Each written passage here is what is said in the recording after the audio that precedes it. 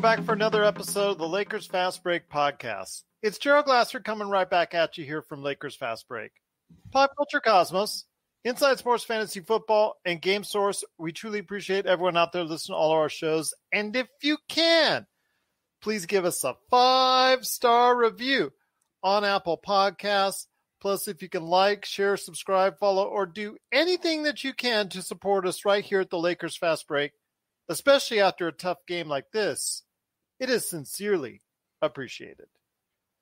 Well, the Lakers, unfortunately, today, the offense was very stagnant. Defensively, they were pretty good for the most part, but still some lapses inside when it comes to points in the paint.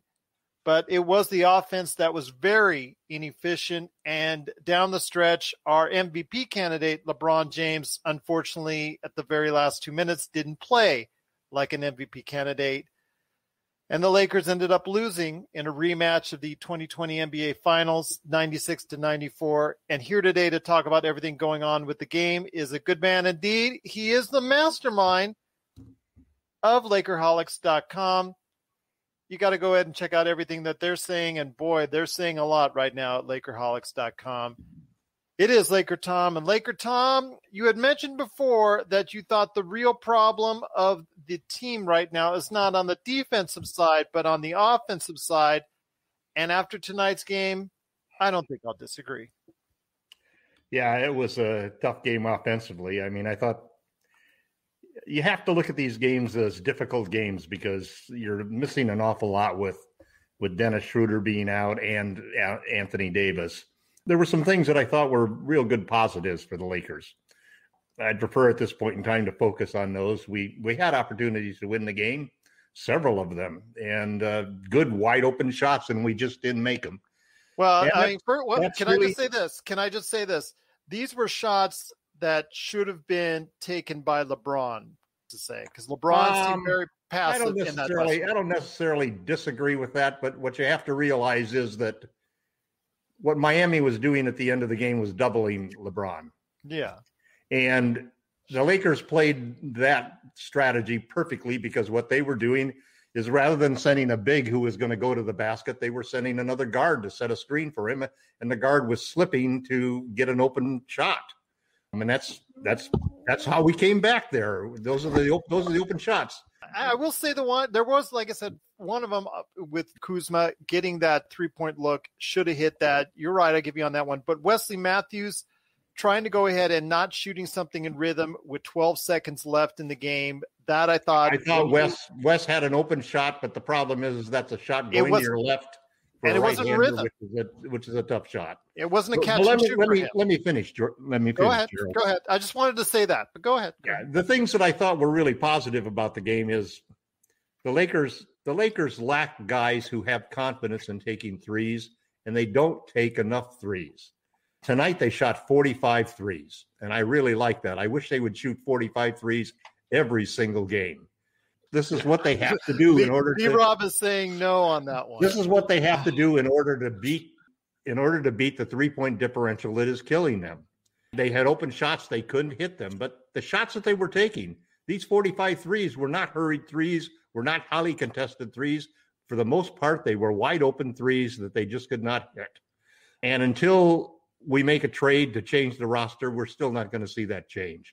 The good signs were that Gasol, although he had more opportunity to shoot, he still made 2 of them. We saw a little bit of Kenny coming back, hitting 3 threes. Kuzma hit some good threes. I thought Kuzma played an excellent game defensively, rebounding-wise. I thought Wes Matthews played an outstanding game defensively on Jimmy Butler. He really hassled him and harassed him the entire game. And the defense held him to 35 points in the second half. You can't ask for more than that from the defense. They did an excellent job. Trez did a good job on Adebayo. You know, this is a game that is going to be a close game because the Lakers are missing 2 of their best players. Get used to this. We're going to see a lot of this between now and until Anthony Davis and Dennis Schroeder come back. But the good sign is that they're making the right adjustments. They're still playing good defense. They won the 3-point war today, but they lost the game. But it was a close game. And it wouldn't have been a close game if they just hit just the league average, 37% instead of 28.9% from their threes. We got killed in points in the paint, and most of those weren't the overpowering type of points in the paint, and a lot of them really happened in the first half that's when we really fell way behind there.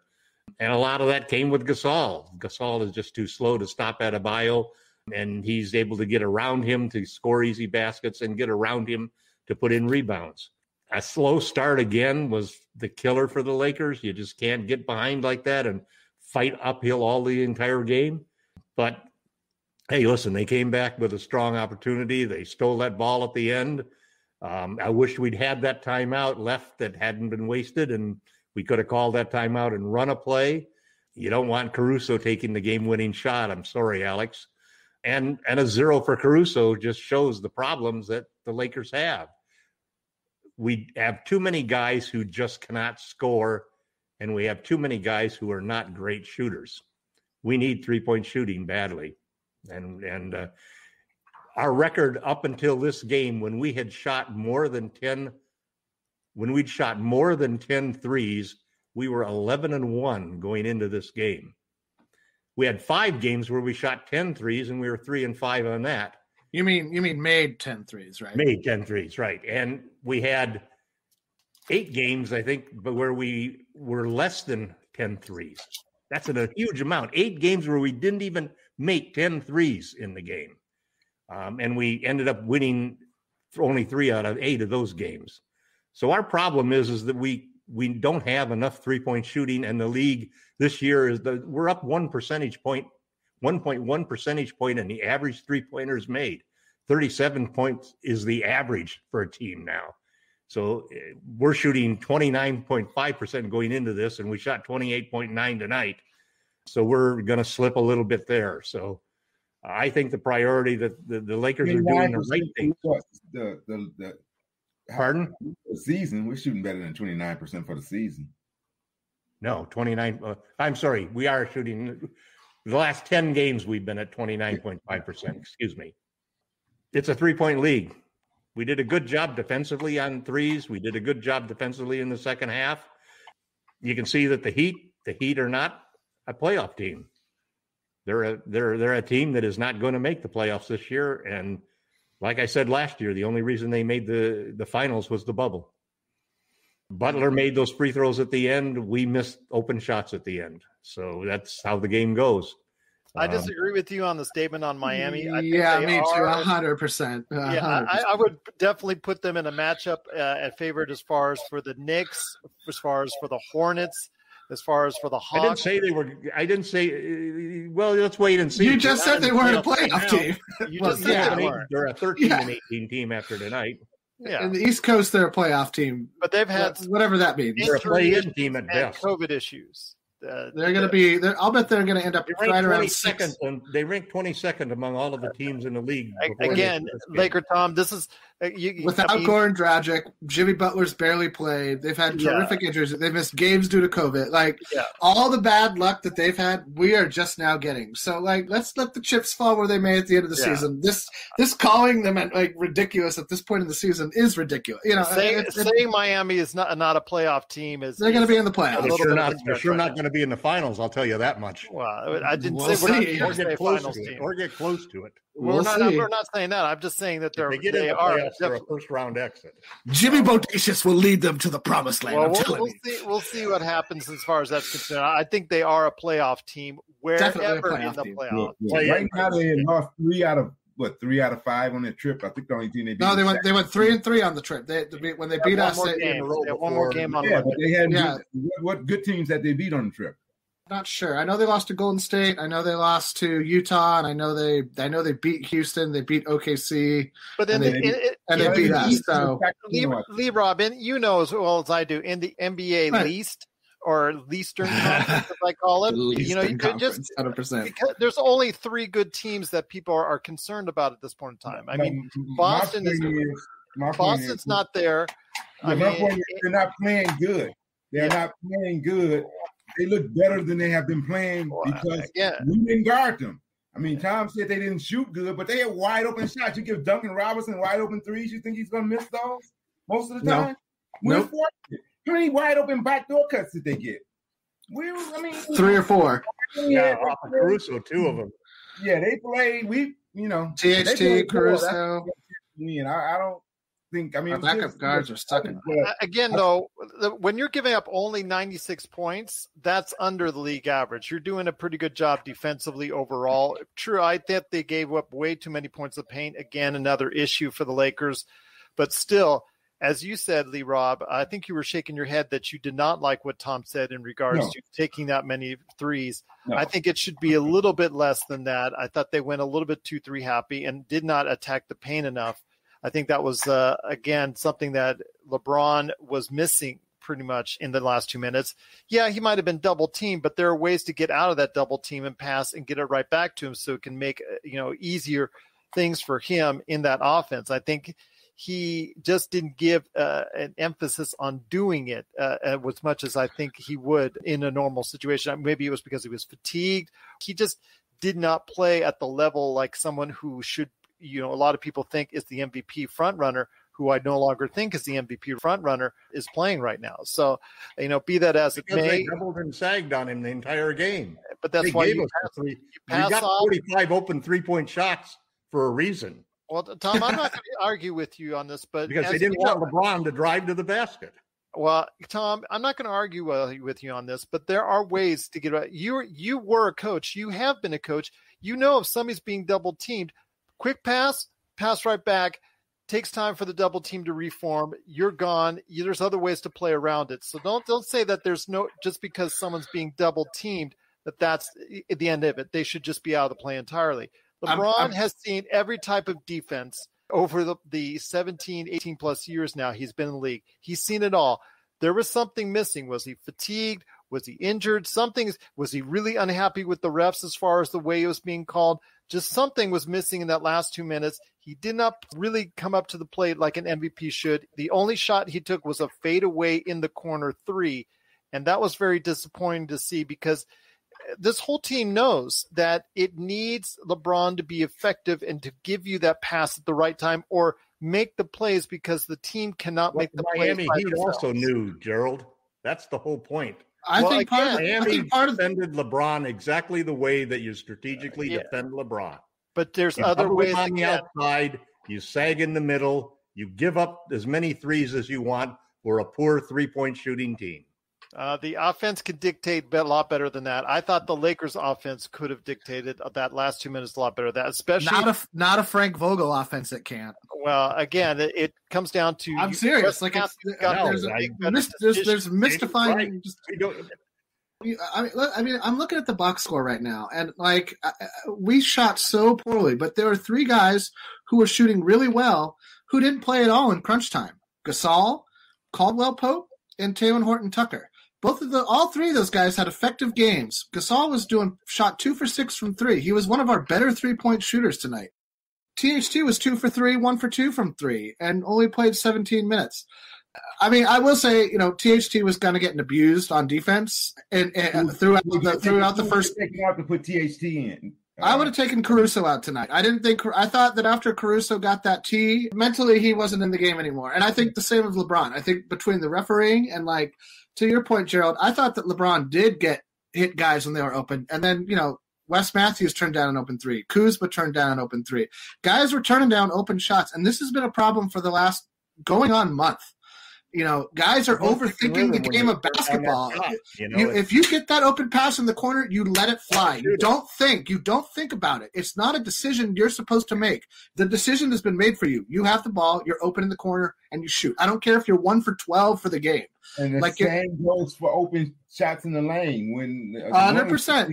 Vogel did do was having those guys when they set that pick, come up 100%, flip the pick, and they were wide open. Sometimes at the free throw line or right in the lane. Caruso especially had it a couple times. KCP had it a couple times, and they wouldn't shoot the little 12-foot jumper. It's shoot that. I don't understand how. KCP finally has a good game, and it's he gets 5 shots. First off, KCP should be mic'd up every night. Just tell him he's mic'd up. Whenever he's mic'd up, he has a good game. Even if he's not mic'd up, tell him he's mic'd up. And I'm mic'd up. I should have a good game. But go ahead. No, Gerald. finish first. Finish your statement first, because I got to go ahead and introduce you and LRob right after. I know. We all jumped in there. I know. The Lakers lose. I know. This is Raphael from NBADraftJunkies.com, and you are listening to the Lakers Fast Break. Check out what's been going on with the Pop Culture Cosmos Show and the PCC Multiverse. The better that these Marvel films do, the higher the standards are going to be for not just other films in general, but other Marvel films also. I think it's really hard to end a show with this many fans in a satisfying way. That's the Pop Culture Cosmos Show. And the PCC Multiverse. Playing worldwide on radio 7 days a week and wherever you get your podcasts. This is my issue with the Lakers, is that the Frank Vogel offensive scheme is so simplistic. It makes Luke Walton look like an offensive genius. And that's saying something, because Luke Walton doesn't run a discernible offense either. So if you don't have LeBron James on this team, this isn't a playoff team. Even with Anthony Davis, I'm not sure this is a playoff team without LeBron James. And that is a problem. It's a problem when he goes to the bench. It's a problem even when Schroeder's in. Well, I can tell you right now that's a problem, because, again, when Braun went out for that brief bit in the third quarter, they scored 0 points. They got outscored, right, I think, close to 10-0 in that time frame. And that was only, LeBron had to come back right away. He sat on the floor for 2 minutes, maybe? 2 minutes. Right, exactly right. Like, it's a problem. It's a big problem. And it's weird, because you'd think that, like, Jason Kidd might be able to be a little bit more of an offense. I don't know. Somebody on the bench, somebody somewhere. AD was doing more coaching tonight, for crying out loud. I mean, AD was like bringing guys. This is a problem, and I'm starting to come to the opinion of Frank Vogel that I've long had for Mike D'Antoni, and like Mike D'Antoni's currently in his perfect role.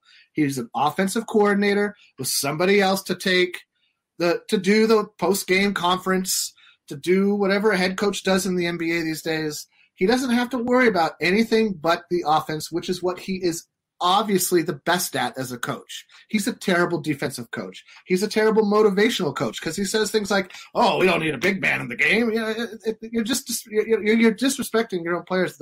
So Frank Vogel is that, but a defensive coach. He's just too focused on the defensive end. And there were times when I was like, is there anybody going to do anything? Like, 5 guys standing around the perimeter, nobody moving. I think Wes Matthews and KCP move the least amount of 2 guards in the NBA. Like, they don't move, and it's mind-boggling. Sorry, I know LakerTom. I know you got something to go ahead and say. I want to get LRob a little bit involved here. LRob. Yes, well, I got LRob right there. LRob, Lee's a great name. I'm sorry. All right. The handle is LRob. Yes. All right. Well, his handle might be LRob, but I see LRob right there. For 10 years, we called him LRod. Okay, well, I wasn't with longer you than that. For 10 years. Tomato, we're good. Yeah, all right. Longer than that. LRob's been around since the Laker blog, baby. Okay. Well, for at least, Jamie, news could be better for the Lakers, because, DeMarcus Cousins may be on the way, but that's another issue. Yes! Come on, Boognacious. Well, according to Shams Charania, he's no longer playing for the Houston Rockets, and they're working on a buyout. They just made his contract official, and they're now working on a buyout because they want to go to a much younger lineup, and Christian Wood's coming back, so they want to go younger. So they've talked about getting him his release in the not too distant. They want to play some defense is what they want to do. Well, Boogie's all NBA defense. What are you talking about? LRob, I know you got plenty of thoughts on the game. Again, you disagreed with Tom on taking that many threes. I mean, offense is the issue, I guess, primarily right now, because when you see the Lakers play that kind of defense, true, a lot of back cuts, they shouldn't have given up. Alex Caruso looked befuddled at a couple times as well. Too many points in the paint because they didn't think they, like with the Heat, just go ahead, no AD. We can go ahead and go in there all we want. But still, you're only giving up 96 points. So defensively, that's not too bad. Offensively, what do they need to do to manufacture some more points? Guys have to be aggressive. Guys have to, when you catch the ball, look at the basket. There's a thing that's 10 feet that's hanging underneath the backboard. You have to look at it first. Caruso, look at the basket. It's okay to shoot the ball. You're in the game the whole game. You're catching it. You got to attack the basket. You got a decent handle. Get in the lane. Flip up some. You can score. Shoot the ball, but you can't score if you don't shoot the ball. I don't have a problem with with the Lakers shooting a lot of threes, like Tom said, because against certain teams, they are going to pack the paint. Miami's one of those teams. They are going to give you more threes. Now, 45, okay, that may be a little bit more, but I don't have a problem with you shooting the threes when the defense kind of gives you those open shots. So THT he's got to pull it. He's got to shoot it. He can't dribble into the lane too much all the time. He's too predictable. Caruso's the opposite. He won't dribble into the lane and shoot it. Jamie's ragging on Vogel's offense. When you take your creator and Schroeder out, when you take AD out, how many guys who the Lakers have, you can get the ball, they can put the ball on the basket, on the ground, and create something. You got THT, and he's not really playing that great right now. Kuzma, not really. He's pretty much been a catch and shoot guy. So, I mean, our offense is challenged. We're going to have more games like this. I mean, it is what it is. When Morris is not hitting open threes, Harrell's going to do his thing. KCP was a good sign. That was a very good sign to see him hit some threes. So, but our team, we are offensively challenged right now. So, to that point, as long as we play good D and keep ourselves in game, I'll be happy with it. Today, I don't think our defense was that great. I think that was more of a byproduct of Miami being tired on a long road trip than it was. I didn't see us really lock down on defense until the fourth quarter. And the fourth quarter was really good. But the biggest, I mean, you cannot call that. You cannot run that play when the game on the line. You cannot have Wes Matthews running off a screen, pulling up with a shot. He's a catch and shoot guy. He cannot score off the dribble at all. So whoever drew that play up, please explain that thought process to me. I'd rather LeBron shooting over two guys than Wes Matthews shooting wide open, off the dribble. So I think the bigger question is, did anybody draw that play up? No, I'm not sure anybody did. Yeah, I don't know. Why is he down in the corner? And remember, not only once but twice was LeBron in the corner. Why is he in the corner? Not once but twice in the last 2 minutes of a game, last minute of a game, primarily two of the last three. That's where LeBron chose to go. That's something you have to scratch your head in with. Listen, there's two things that you have to understand about LeBron James teams.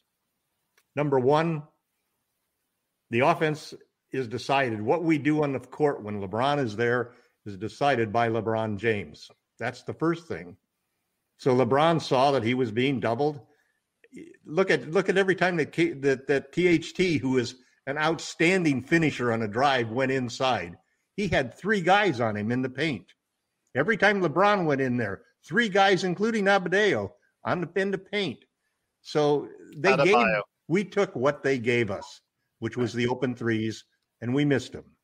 Yep. Now, the second thing, and this is the more important point, and this goes especially not only to Frank Vogel, but to Rob Pelinka. What do you do to build a championship team around LeBron James? High volume, high percentage, three-point shooters. Who is the high percentage, high volume three-point shooter on the Lakers? It's LeBron James. That's ass backwards. That was not our formula last year. Well, but last year we shot about the same as we did this year. Yeah. So we should have added some real shooting off season, but we really didn't, because the shooters we added were guys who shoot 2 or 3 shots a game. They aren't the guys like you look at some of these teams. You look at Utah. You look at the Clippers. You look at the Philadelphia. Look at the Seth Curry getting Seth Curry. But we need guys who shoot 8 or 9 threes a game. Regular. You want Duncan Robinson on the team. Sure, you need a guy like that. We don't have a guy like that. We don't have a guy like that who can get smoking hot and make 8 out of 10 threes and you walk away with an easy win. One guy like that is okay. KCP could be that guy, but he's just he's out to lunch. He's just not involved. He's not mentally. I don't know what his deal is. Also, we don't run any plays to get those guys shots because we don't run any plays. We don't have those guys. And that's the problem.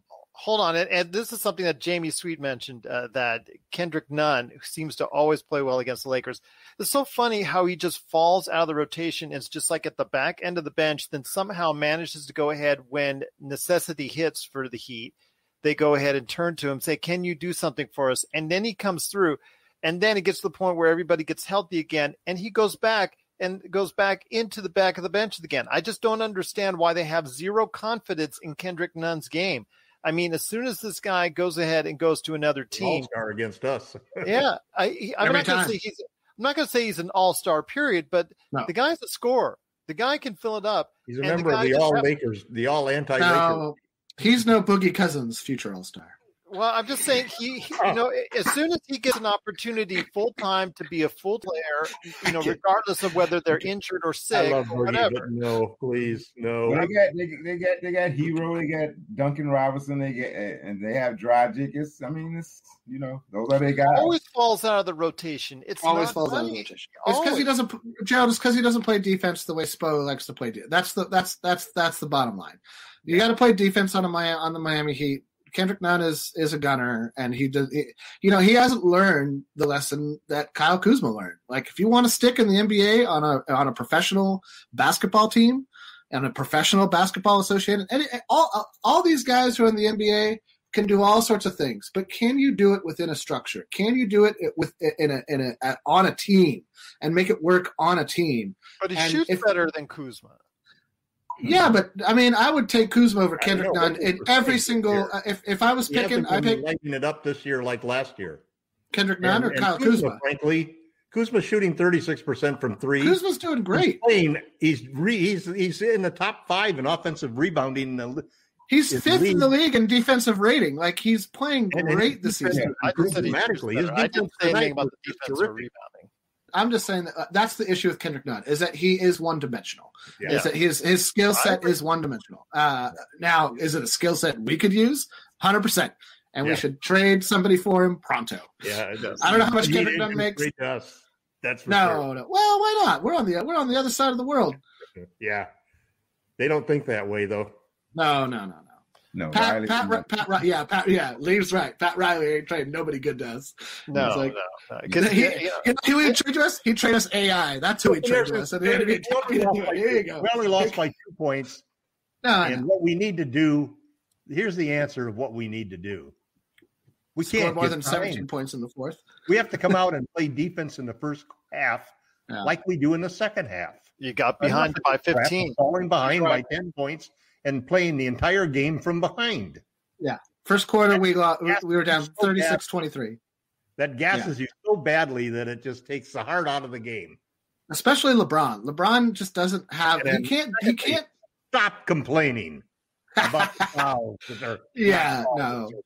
Well, but, I mean, at some point, I'm looking at the free throw. Like, the Heat shot 23 – The Heat shot 23 feet. First time, so they never do it again. Well, let me ask you this. Okay, it got to the point, you're right, where it got a little bit ridiculous. And, of course, a lot of the calls were kind of, some of the calls were legitimate for the Lakers that they should have gotten. For instance, who was Alex Caruso guarding? Alex Caruso was guarding, was it Nunn? Nunn bumped into Adebayo himself. Right. And Caruso gets called for the foul. Caruso got called for the foul. Yeah. Ridiculous. That bump every game, every drive to the hoop. Right. And drive to the hoop. Every time we put hand on a guy's hip, driving to the hip, LeBron gets an elbow, arm, shoulder on his drives. No, he shot 6 free throws tonight. Yeah, it was. I think we got tired of the Lakers complaining, but you open up the game, LeBron, you're clipping Duncan Robinson shooting a 3-pointer. Later on, KCP runs into him. It also throws his leg out on those 3-pointers. He does, and you know he does. He threw that leg out to catch Wes Matthews. But Lee's right. Lee's right. Don't clip him then. You got to, If you know he does it, Tom. I mean, then don't do it. Right. Easier said than done. But no. Yeah, again, we got to find ways to manufacture. Especially when Frank is telling you to challenge every 3, because our focus used to be to prevent layups. Our focus now is to prevent 3s. Kinda. Again, we traded protect the rim for protect the 3. No. We need to find ways to manufacture points when LeBron James is out of the lineup, because it really looked bad in that third quarter. Remember, the Lakers did have a lead in the third quarter. The answer. Well, even when AD's in there by himself, the Lakers have to do more. That you've even said and commented. In fact, last year this was a point of contention where when AD was in and LeBron was out, the Lakers manufacturing that offense didn't look smooth. Looked a little bit better this year when that happened. We're still negative with LeBron off the court. You're right. Last year and this year. Yeah, I mean, and you're always going to be that way. But it's just closing that gap, just finding at least 2, 4, or 6 more points during that stretch when he's out of the game where you can go ahead and manufacture points. Sure, Schroeder could have been that difference tonight, and very well may have been the difference because he can do something. But he's shooting 31% from 3 too, which is not good. No, that's not good. And nor am I going to say this. I'm just saying that when LeBron goes out of the game, even for such a minuscule amount of time like he did in that third quarter, the Lakers have to do find something. You can't run the LeBron offense when LeBron's on the bench. It means you got to have some plays. You got to have some plays. If AD's out and Schroeder's out again in the next game, I mean, I'm assuming AD's going to be out till well after the All-Star break. So Schroeder's that's not going to be out all week. Schroeder's going to be out all week. So I would like for us to put Gasol in when LeBron goes to the bench and run the offense through Marc Gasol. Let Marc Gasol – here's a crazy idea. Let the 7-footer who's really good at scoring around the basket try and score around the basket a couple of times. There are things that we don't – they're like whole tools we don't use on this team that I don't understand. The basket because he can't get up. He can't score around the basket. I don't know what they should that. do with him, though, but here's a good point. What they should do with him, the problem is that when you play him at the top of the key or above the free throw line, he clogs up that whole area from driving because his guy's can sag. Yeah. And his guy is quick enough to get back to him. They should play him in the corner. I'd rather see him at the I'd rather see him at the 3-point elbow. And an attack on the strong side, because then he's a long way away and he's the perfect guy that they'll leave open for a 3-point shot, and he's better in the corner shooter than he is from the top of the key. I think he's good. The problem is we're talking about how we can get Marc Gasol involved. That's problem number one. Surround LeBron with high volume, high percentage shooters. Let's see. Who do we have that checks that list? Kuzma. Anybody shoot 6 threes a game? No. LeBron. That's it. Anybody else shoot 6 threes a game? Not even AD, who's our best shooter. 5 threes a game? Could. No. Kuzma will want to shoot 6 threes. Well, Kuzma takes 4.2 threes and shoots 36%. That's good. Right. We're going up against teams that have 2 guys that take 8 threes a game and shoot 39%. As a starter, how is Kuzma doing? I mean, that's different. All that goes up because Kuzma gets more minutes now because AD's out. I mean, now he is an individual that is Kuzma's turning into Caruso who can score. Well, I'm just saying Kuzma is now taking those 6 threes like you're asking when he's starting and he's in the lineup like right now. But they need more of them. But they need more. They need more than that. Yeah. And they need one of these other guys to go ahead and be aggressive as well. Kuzma only hesitated once, I saw, on a shot that he should have taken. Yeah, that corner shot. Corner shot. He had it open. 4 for 11. He shot 4 for 11 from 3 tonight, Tom. Believe me, those corner shots are so much easier to make than the above the line threes. Those are always difficult shots. I would like to see them put THT in the starting lineup against certain teams. It wouldn't have worked against Miami because you need Miami. They could. But if you're playing against a team that don't have an explosive guy that we have to worry about scoring and lighting us up, put THT in there. Let's get another person who can create, who can score the ball. Yeah. As long as Schroeder's out. Yeah. And the problem is that everybody probably is watching tonight's game, thinking that this is the new formula to beat the Lakers. Let them shoot the three. Let them shoot the threes. Let's sag off. Let's double LeBron. Make him give up the ball, and then everybody else sag into the key. Yeah, well, Twin. You don't have guys that can kill you. Yeah, Morris is not going to continue to shoot whatever he's been shooting from 3-point range. God, I hope not. 0 for 2 tonight. 0 for 3. Sorry, 0 for 3. Yeah. I think he's shooting 10% or something like that. It's absurdly bad. He's been absurdly bad this year. I would say he's been the most disappointing Laker this year. I would take Vogel to, bench him. I mean, he hasn't, but now he's playing and he's still missing shots. No, I'm being sarcastic. Yeah, I know. But I mean, I Morris and KCP. Well, we're down to a 9-man rotation because we lost AD and Schroeder. Yeah, there's nobody left to play. I'm surprised they haven't tried Alfonso McKinney a little more. I'm not going to lie. They tried Cook the other night. Yeah, I would have tried. I tried McKinney over Cook. McKinney. I think there's a lot more in McKinney's game than there's in Quinn Cook's game. I like Quinn Cook as a person. I like Quinn Cook on our bench as the guy, the rah guy on the bench. But I would at this point how many of those guys do you need though? Is the question. Just Quinn Cook, and that's why I would go to. I would have. We got Dudley. Cook and Dudley. Well, no. Dudley is the secret weapon, Tom. He needs to retire and go pitch his book. That's all he needs to do right now. He needs to retire and pitch his book. It's a 42. It's 42 pages. Is 42 pages considered a book nowadays? It's ridiculous. 42. Oh yeah, hold on. LakerTom wants to talk. Go ahead.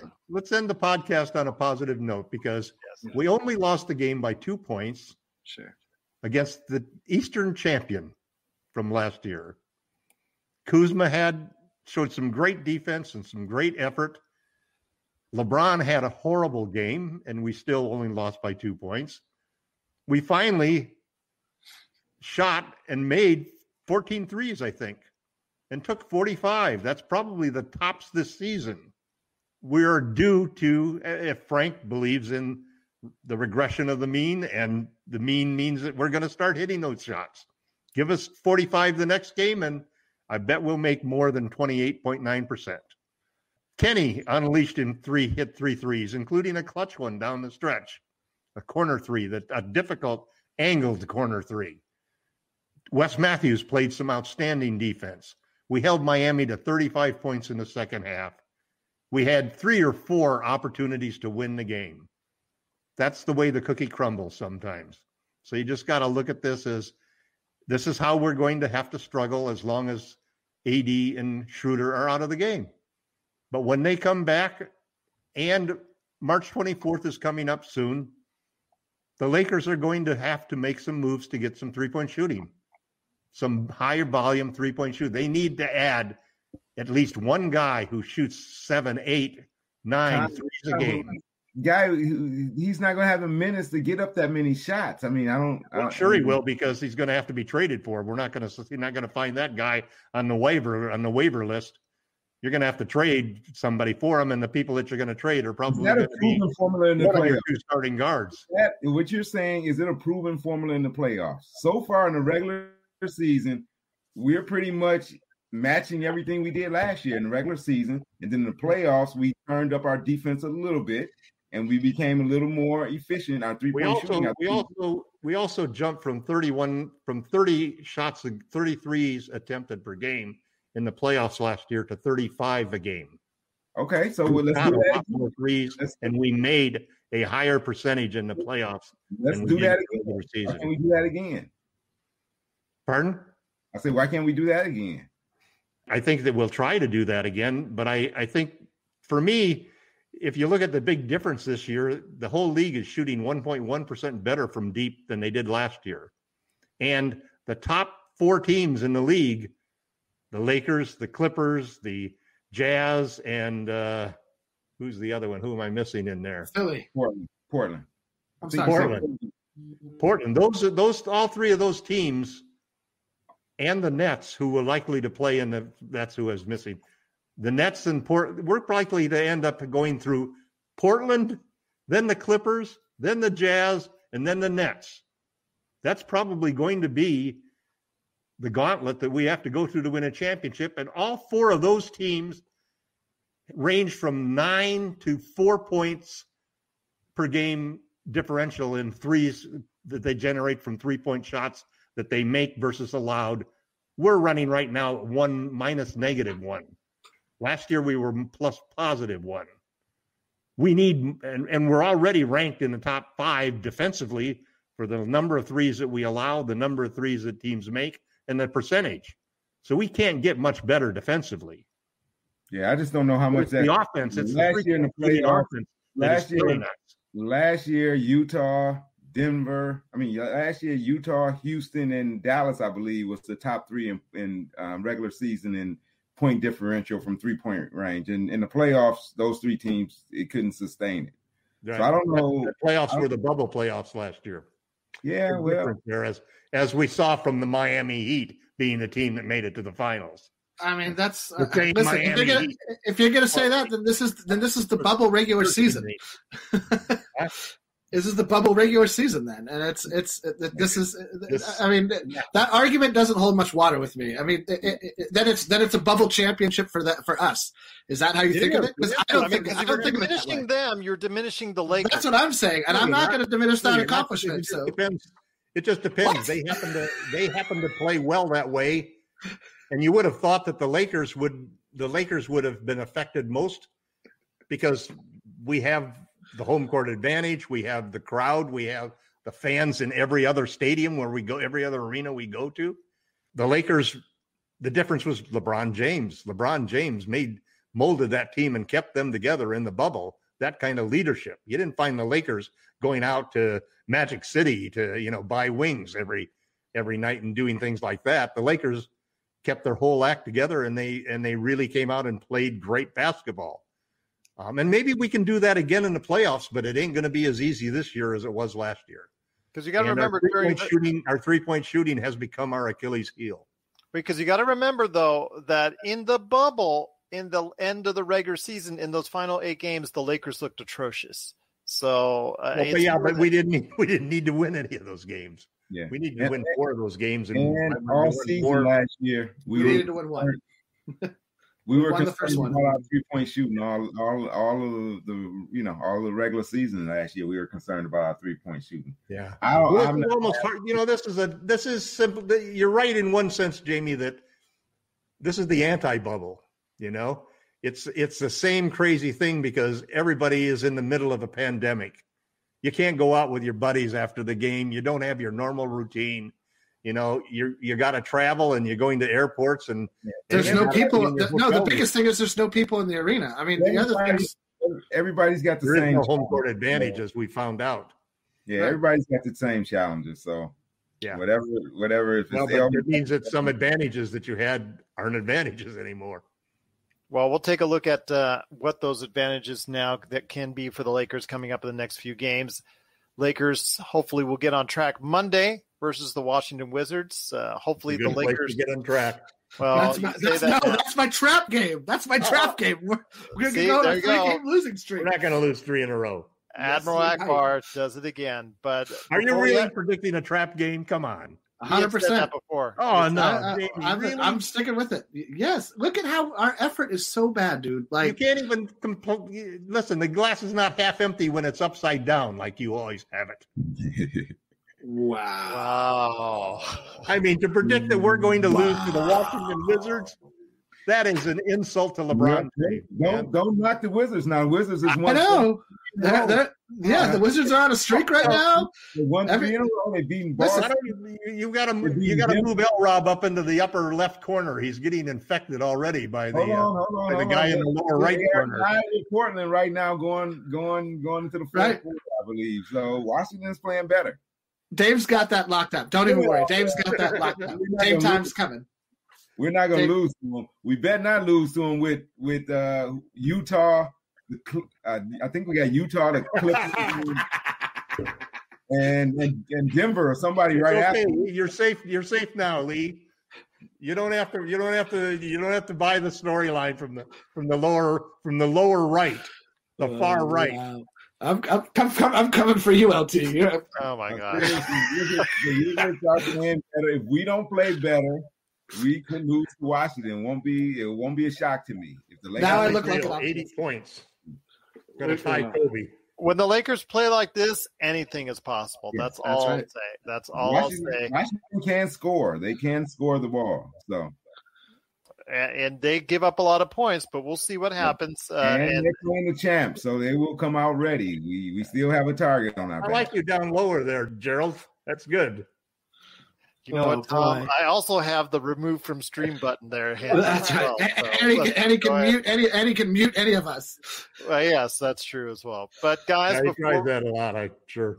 Well, sometimes when you guys are playing around or eating snacks or getting drinks like Jamie and LRob were today, it's like maybe I should hit that mute button just a couple more times because your mics pick up everything.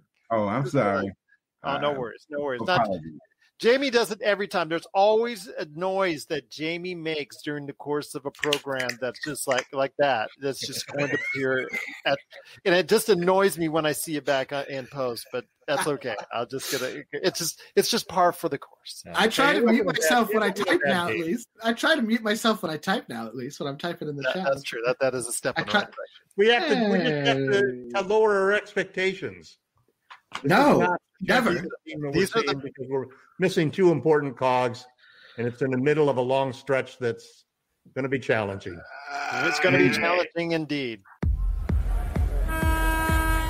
We're signaling the ref for a quick timeout, but we'll be back with more of the Lakers Fast Break podcast. Hey, Lakers fans.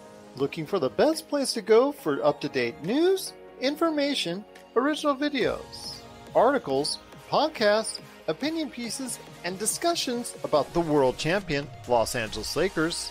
Well, look no further than LakerHolics.com. With a legion of followers always there talking about everything Lakers and the NBA, there's no better place to go to share your fandom as the team heads toward another championship run.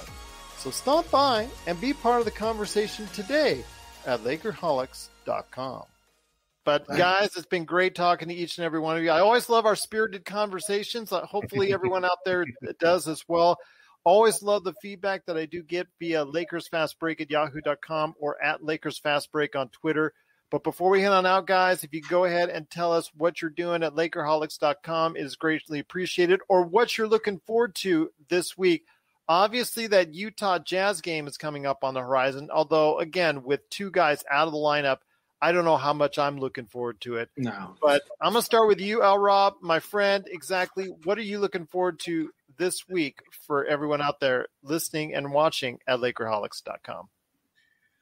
Well, I'm looking forward to seeing us become more aggressive offensively. I'm looking forward to seeing the adjustments we make and seeing how guys like Caruso bounce back and hopefully they kind of realize what they need to do when we're missing Dennis and AD.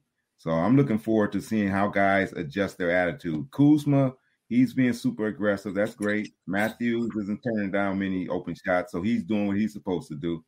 We need a few other guys to do that as well, KCP and Caruso mainly.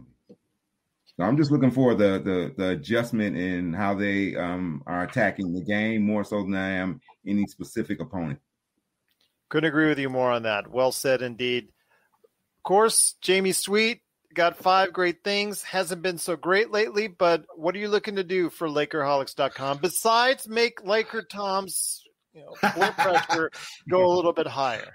I'm just going to advocate, back down basketball, big man, back to the basketball for 40 more possessions per game than we're doing now, which is about 0. So that would be. I'll tell you what I'm looking forward to. I'm looking forward to Friday when hopefully Dennis Schroeder comes back, because that is the one big piece missing, and it's been obvious both when LeBron goes to the bench, but even when he and LeBron share the floor. It's just another guy who knows how to get to the cup, knows how to get others involved, and is better at it than Caruso or THT or KCP or Kuzma, and we need that on this team. Last year that was Avery Bradley. Avery Bradley was that guy who was a little bit smarter, able to open up the offense a little bit. And we had way better lob finishers last year. We're missing a lob finisher. So I wouldn't mind seeing a guy who can finish the lob.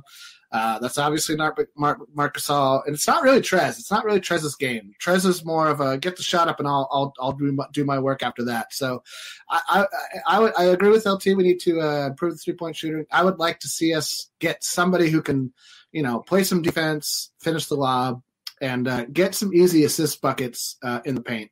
Because that was one of our major strengths last year that we don't have this year. We had 2 guys last year that could do that, McGee and Howard, and we have 0 this year. And that's I think that's kind of a big missing point. I've been thinking about this, and I threw a couple names out there. The Eric Gordon one, no, because he's got a horrible contract. even though he's playing terrific this year. But he's going to play terrific. He's got 3 years left on his contract. He's for forever. He's finishing his career in Houston if he's lucky. Yeah. But I do got 2 names, and you could do them in a double trade. They're out of Orlando, Evan Fournier and Kem Birch.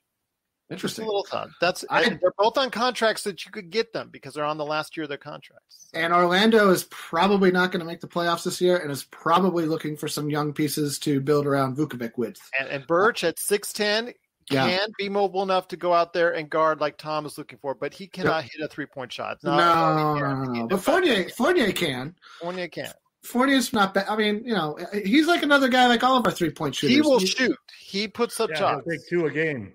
He'll take 2 a game. Yeah. He takes more than that, Tom. He averages 18 points on the season. You got to take more than 2 of the game on that. Yeah. I would take He makes 2 a game. I would take that's Get Terrence Ross from Orlando. He'll fulfill Tom's wish of guys cranking up threes without a conscience. I guarantee you he'll get 6 or 7 up real quick. I don't think he's on last year of his contract though. No, I was thinking Fournier and Kem Birch because they're on the last year of their contracts. That's why I was looking at them. But I like that because I don't know I don't know who we'd have to ship out. It might be too much to get what they bring in. The problem is neither one of those guys makes much, and we have nothing but big contracts or basic. Yeah, we have a lot of that. With Kuzma's poison pill, we don't have anybody in that $4 to $5 million range. KCP's the only one, and he's playing like no. That's the mid range. That's the mid range in the NBA these days. So. Well, but the guys you're talking about, but for Fournier, I think Fournier is a $20 million guy. They'll probably want THT. But they'll probably want THT and KCP and maybe even like a Kostas or K-Cock or somebody thrown in the count in a trade. The 2-way salaries don't even matter. They don't calculate in the trade. Even that's interesting. I know they don't count against. I guess they're not counting a salary cap. Yeah. And Cook must just have signed, so maybe you could trade Cook's contract because he just had to sign. He's got we're coming up close to a date where because you had to guarantee his contract by I think this by now. Week. Yeah, he's solid. So by now I knew it was sometime in late Cousins just got his contract guaranteed, and so that's why he's getting waived now because he's been a good player, a good teammate for Houston. He's been on his best behavior. Hold on, that's why they let him go ahead and guarantee his contract out of service to him before they told him, okay, we're going to be benching you because we want to go younger because we're losing right now. So, but they did guarantee his contract. So I think it was right around the time that most of these non-guaranteed players, I think like Cook have also been guaranteed as well. But LakerTom, I know you've got a lot going on as well. Maybe not as angry as Jamie or LRob are probably going to say as if we tried to articulate it. Certainly not myself, but I know you got a lot of great things going on at Lakerholics.com. So share us what thoughts. Also, your Medium.com article site as well. So please share us your thoughts on what you're doing at Lakerholics.com. Well, I'm in the middle of an article that you could probably expect after what's happened with the Lakers. It's 4 trades that the Lakers can make to improve to land high volume, high percentage 3-point shooters. And it'll be out tomorrow. Don't tell me Oladipo again. That's us. I said high volume, high percentage 3-point shooters. Okay. So that's why Oladipo will not be on there. That's good. Because he's not high percentage. Yes. And give him another year. Add that give him another year. Nobody is safe. Nobody is safe indeed. Well, AD and LeBron. Well, yeah, that's true. Yeah, AD and LeBron are safe, and maybe Frank Vogel too. Yes, even though Jamie Sweet is kind of shaking his head. No, I just gave Frank 3 articles ago. I gave Frank props, and I regret it. I've regretted it every day since. I should have just stayed quiet because we were doing fine, and then I give him props and the offense. Winning a championship, man, he still gives him no credit at all. What are you talking about? I said I just gave him credit, and then I was. And then you took it away right there. I wouldn't hold the offensive woes against Frank only, because I think it's a shared. I think to a certain extent, a coach is limited by what he has on the bench. It's limited by the roster the front office gave him, And it's also limited by the fact that this is LeBron James' team. And to a certain extent, the offense is a LeBron offense, you know. I blame Rob Pelinka basically for, you know, every year we've done an experiment in the off season where for 3 years now in a row, we've tried different ways of surrounding LeBron with the right mix of players. And it didn't really work that first year. Magic's whole idea of, you know, bringing in these playmakers. The Lakers were, what were they? They were fifth in the West before LeBron went down. They were playing good. So they were, but still, you know, it was a young team with a lot of young kids. They weren't going to be in the then last year, basically, they had this idea that they were going to really protect the rim with a couple of real rim protectors. And Vogel really made a genius move in making the shift away from those guys that got us into the playoffs, got us shooting more threes, got us rotating faster, playing small ball a lot more, and we won a championship. So this year we went into a mode of shifting away from trying to do the same thing we did in the playoffs during the regular season, that we were going to play smaller and faster and still try to protect the rim, but we didn't get any rim protectors to replace the 2 rim protectors we let go. And it's kind of interesting when you look at the team that's really doing the best job at rim protection and 3-point shooting today, it's the Utah Jazz. They rank first in 3-point defense and first in 3-point offense.